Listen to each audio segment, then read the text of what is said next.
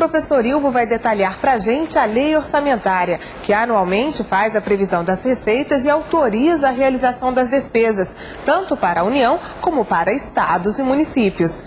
Não é isso, professor? É isso aí. Olá, Érica. Olá, amigos. Pois é, finalmente nós vamos conhecer mais de perto esse personagem chamado orçamento. Conforme a gente pode visualizar no gráfico, o orçamento passa por algumas etapas. E hoje nós vamos conhecer a etapa da elaboração, ou seja, como o orçamento nasce, por assim dizer. Além disso, também vamos saber como se classificam a receita e a despesa orçamentária, algo que normalmente só os técnicos da área dominam, por ser um lado mais técnico e especializado. Tá bom, professor. E por onde a gente começa? Vamos começar ouvindo o Dr. Hélio Tolini, que é o diretor da Secretaria de Orçamento Federal, onde é finalizada a proposta do orçamento para depois ser encaminhada ao Congresso Nacional. O Dr. Hélio nos fala como é elaborado o orçamento do governo federal, as suas dificuldades, o tempo de elaboração e outras coisas que são importantes a gente saber. O orçamento é uma peça muito complicada, eminentemente técnica, em função das várias codificações que ela exige, das várias classificação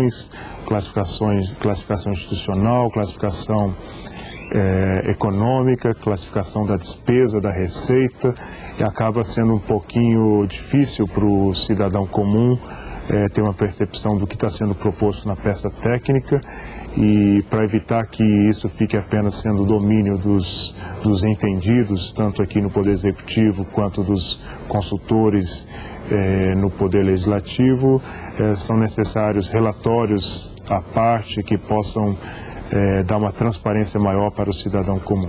Os recursos que vão constar da proposta orçamentária, eles são evidentemente discutidos dentro de uma perspectiva de ambiente econômico, né?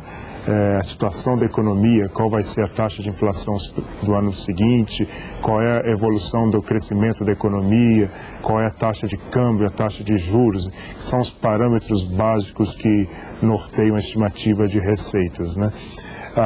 Nós temos a Secretaria da Receita Federal, que é responsável pela arrecadação e acompanhamento de todos os impostos e das principais contribuições sociais, que nos fornece uma estimativa inicial. Temos também o INSS, que passa uma estimativa de arrecadação da receita de contribuição dos empregadores e trabalhadores para a Previdência. E temos a arrecadação direta de diversas entidades da máquina pública, que tem diversas taxas e etc., que são recolhidas ao longo dos serviços que são prestados. No final, esses números são discutidos pelo Ministério do Planejamento, pelo Ministério da Fazenda, e através de sucessivas reuniões nós vamos discutindo os números até que haja uma definição a respeito do qual o número mais apropriado para constar da proposta. É importante lembrar que o orçamento da União, na verdade, ele vem desde o plano plurianual, que é o plano de 4 anos, que nos diz qual o caminho que nós devemos tomar, qual é o rumo que as despesas devem tomar ao longo desse período. E temos também, ano a ano, a Lei de Diretrizes Orçamentárias, que é votada no Congresso Nacional, normalmente até o final do mês de junho, e essa lei é que define exatamente o que deve constar do orçamento, qual a estrutura, o que não deve constar. É uma lei diretiva, como o próprio nome diz, né? É uma lei que determina exatamente esse conteúdo da lei orçamentária. A votação da lei de diretrizes, como eu disse, normalmente se encerra no mês de junho, e nós temos até o final de agosto, no dia 31 de agosto, para encaminhar a proposta de lei orçamentária ao Congresso. Essa data de 31 de agosto ela é muito importante para nós, porque o não encaminhamento da proposta de lei orçamentária implicaria em crime de responsabilidade do presidente da República. Poderia haver uma moção do Congresso Nacional nesse sentido. Por isso, nós temos que ter toda a garantia de que até o final do mês de agosto haja de fato uma proposta pronta para ser apresentada ao Congresso Nacional.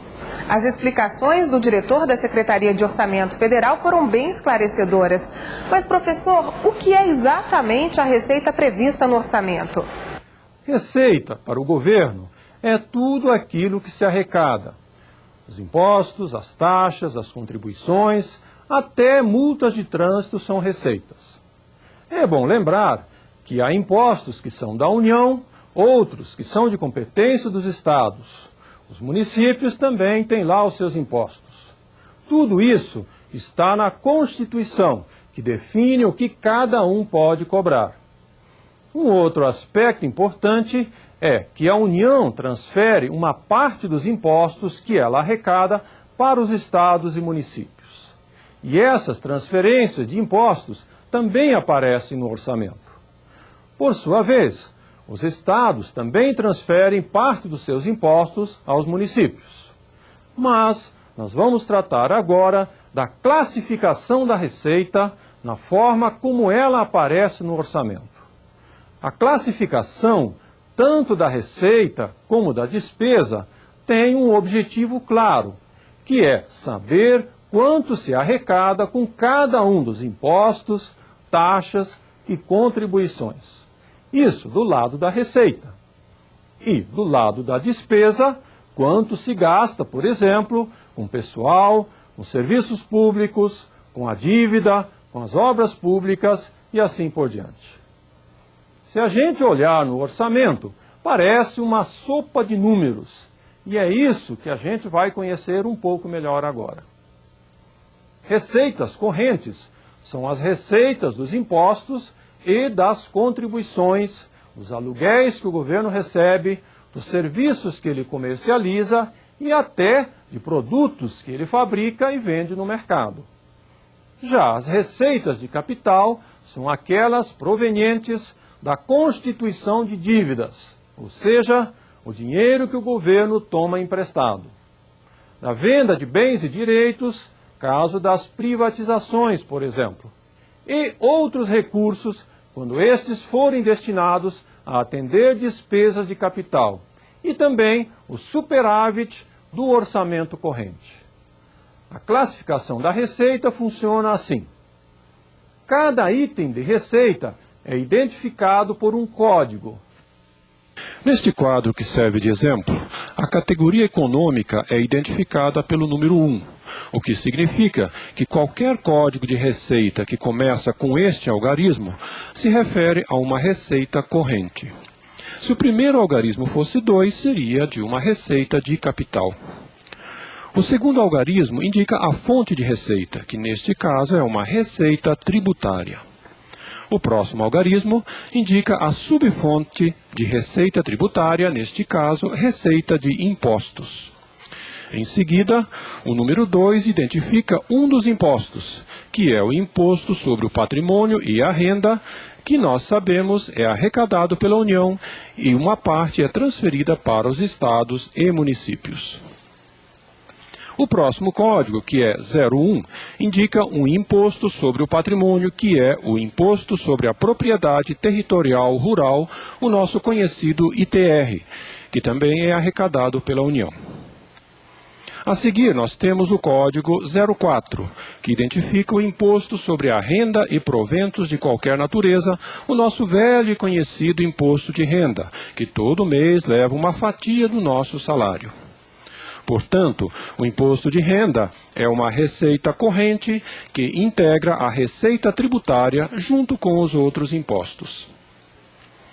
As subalíneas indicam se o imposto de renda é de pessoa física, pessoa jurídica ou retido na fonte. Dessa forma, nós já sabemos como funciona a classificação da receita. Se nós quisermos saber quanto foi arrecadado com o imposto de renda pessoa física em determinado período, tudo o que nós temos que fazer é informar este código ao computador e ele nos dará a informação sem demora e com exatidão. Uma forma de classificação utilizada pelo governo federal é a chamada classificação por fonte de recursos. Ela serve para indicar no próprio orçamento a origem dos recursos que estão financiando cada uma das despesas.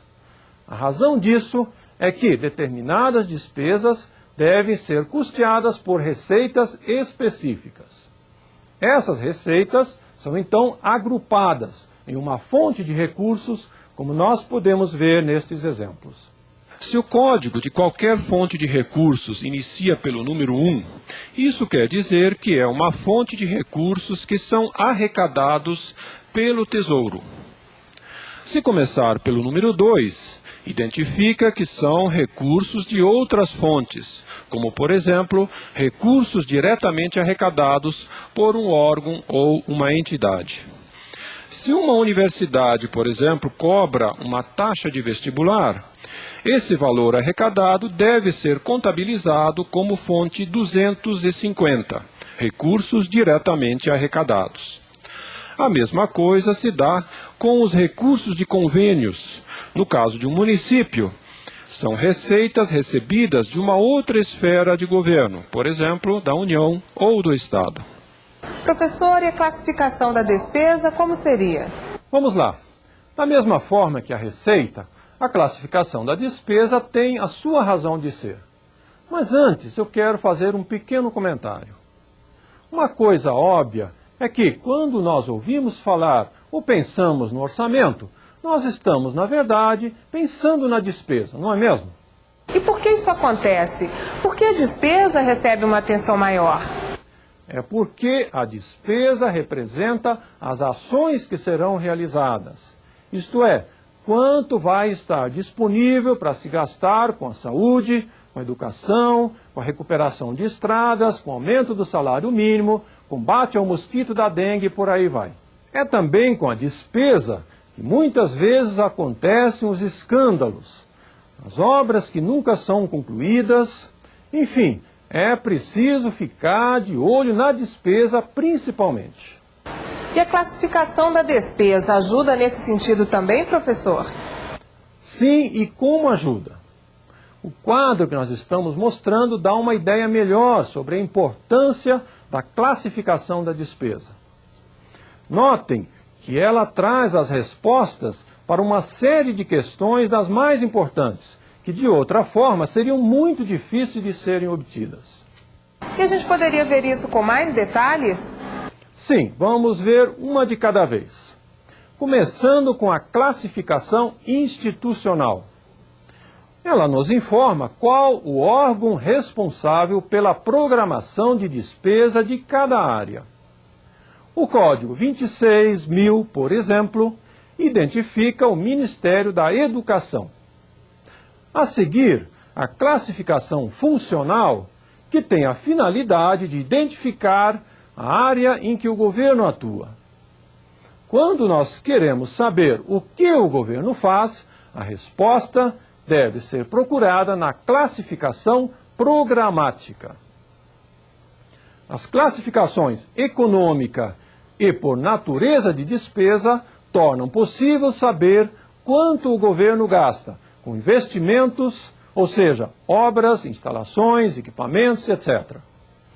Por último, para saber quanto o governo gasta com material de consumo, combustível e lubrificantes, por exemplo, existe a classificação por elemento de despesa. Parece meio complicado, hein, professor? Não, não é tão complicado assim.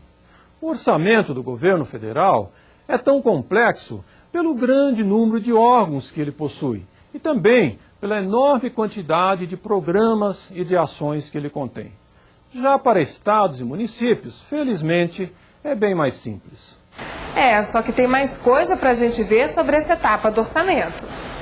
Mas nós precisamos fazer um rápido passeio pela Lei de Responsabilidade Fiscal para ver o que ela nos diz sobre a elaboração do orçamento. Em primeiro lugar, ela lembra o que a Constituição já manda fazer, ou seja, que o orçamento deve ser elaborado de forma compatível com o PPA, com a LDO e com a própria Lei de Responsabilidade Fiscal. E o que significa um orçamento compatível, professor? Ser compatível significa estar de acordo com as diretrizes, com os objetivos, as prioridades e as metas do PPA e da LDO e ainda não descumprir qualquer uma das suas regras. E não é só isso que o orçamento deve observar, não. Ele deve também fazer cumprir os objetivos e as metas no anexo de metas fiscais da LDO, aquele que fixa as metas de receita, de despesa, de resultado nominal e primário e montante da dívida. Contrariar essas metas significa descumprir a LDO e pode resultar até na cassação do mandato. E para concluir, vamos lembrar também que nenhum investimento, ou seja, principalmente obras que ultrapassem um exercício financeiro, podem ser iniciadas sem estar no plano plurianual. Se não estiverem, uma lei pode autorizar a sua inclusão. Muito bem. E dessa forma, nós terminamos o nosso encontro de hoje e convidamos você a estar conosco também no próximo, quando nós vamos tratar da fase legislativa do orçamento. Obrigado e até lá. Até lá, professor. E obrigada. Tchau, gente.